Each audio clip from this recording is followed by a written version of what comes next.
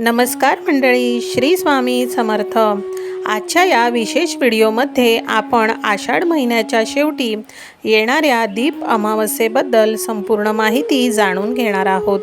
दीप अमावस्येला दिव्यांची पूजा करण्याची महाराष्ट्रातील एक सुंदर आणि पारंपरिक पद्धत आहे।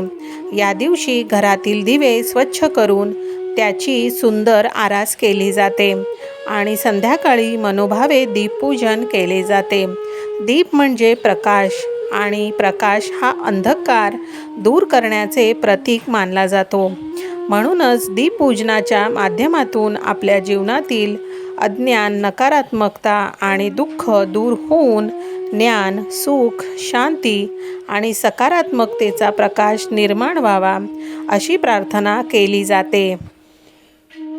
दीप अमावस्येच्या दिवशी सकाळी उठून सर्वप्रथम घराची आणि देवघराची स्वच्छता करावी। त्यानंतर घरातील सर्व दिवे स्वच्छ करून घ्यावेत। घरामध्ये मातीचे, पितळी किंवा इतर धातूचे जे दिवे उपलब्ध असतील ते स्वच्छ करून पूजेसाठी ठेवावेत। संध्याकाळी स्नान करून स्वच्छ कपडे घालावेत। देवासमोर किंवा स्वच्छ जागी एक पाट किंवा चौरंग ठेवावा आणि त्यावर स्वच्छ वस्त्र अंथरावे। या पाटावर सर्व दिवे सुंदर पद्धतीने मांडावेत। प्रत्येक दिव्यामध्ये स्वच्छ वाती ठेवाव्यात आणि त्यामध्ये तेल किंवा तूप भरावे। यानंतर सर्वप्रथम श्री गणेशाचे स्मरण करून दीपपूजन निर्विघ्नपणे पूर्ण होण्यासाठी प्रार्थना करावी। त्यानंतर दिव्यांना हळद आणि कुंकू लावावे। दिव्यांवर अक्षता आणि फुले अर्पण करावी। यानंतर मन शांत करून दीप देवतेसमोर हात जोडावेत। दीप प्रज्वलित करताना आपल्या घरामध्ये सुख, शांती, आरोग्य आणि समृद्धी नांदावी अशी मनोभावे प्रार्थना करावी। दिवे प्रज्वलित केल्यानंतर धूप आणि अगरबत्ती दाखवावी। त्यानंतर फुले अर्पण करून दीपाची पूजा करावी। दीपाला नमस्कार करताना शुभं करोति कल्याणम आरोग्यम धनसंपदा हा प्रसिद्ध दीपमंत्र म्हणून शकता। या मंत्राचा अर्थ असा आहे की हे दीपज्योती, तू शुभ आणि कल्याण करणारी आहेस आणि आरोग्य व समृद्धी देणाऱ्या या पवित्र ज्योतीला माझा नमस्कार आहे। दीपपूजनानंतर आपल्या घरच्या परंपरेनुसार नैवेद्य तयार करावा। दीप अमावस्येला काही कुटुंबामध्ये गोड दिवे बनवून त्याचा नैवेद्य दाखवण्याची सुंदर परंपरा आहे। याशिवाय खीर, गोड भात, पुरण, फळे किंवा आपल्या घरच्या पद्धतीनुसार इतर सात्विक पदार्थांचा नैवेद्य तुम्ही दाखवू शकता। नैवेद्य दाखवल्यानंतर दीपाची आरती करावी। आरतीच्या वेळी घरातील सर्व सदस्यांनी एकत्र येऊन मनोभावे प्रार्थना करावी।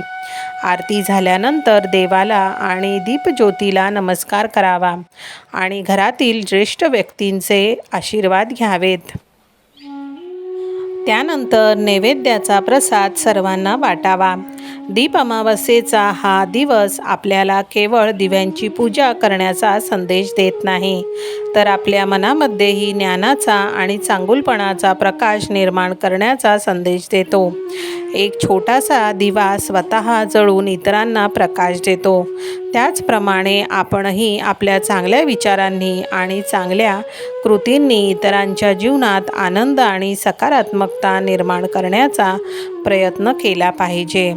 या दिवशी गरजू व्यक्तीला आपल्या परीने मदत करावी। गरजू व्यक्तीला अन्नदान किंवा आवश्यक वस्तूंचे दान करावे। आई-वडिलांचा आणि घरातील ज्येष्ठ व्यक्तींचा आदर करून त्यांचे आशीर्वाद घ्यावे। देवाचे नामस्मरण करावे आणि घरामध्ये शांत व प्रसन्न वातावरण ठेवावे। दीप अमावस्येच्या दिवशी मनातील राग, मत्सर आणि नकारात्मक विचार दूर करून नवीन सकारात्मक विचारांची सुरुवात करण्याचा संकल्प करावा। दीपपूजन करताना आपण अशी प्रार्थना करू शकतो की हे दीप देवा, आमच्या घरातील सर्व अंधकार दूर कर आणि आमच्या जीवनामध्ये ज्ञान, सुख, शांती आणि समाधानाचा प्रकाश निर्माण कर। आमच्या कुटुंबातील सर्व सदस्यांना उत्तम आरोग्य लाभू दे आणि आमच्या घरामध्ये प्रेम, एकोपा आणि आनंद सदैव राहू दे। मनातील भीती, चिंता आणि नकारात्मकता दूर करून आम्हाला योग्य मार्गावर चालण्याची शक्ती दे. सर्वांच्या जीवनात सुख, समाधान, समृद्धी नांदू दे. शेवटी सर्वांनी मनोभावे श्री स्वामी समर्थांचे स्मरण करावे.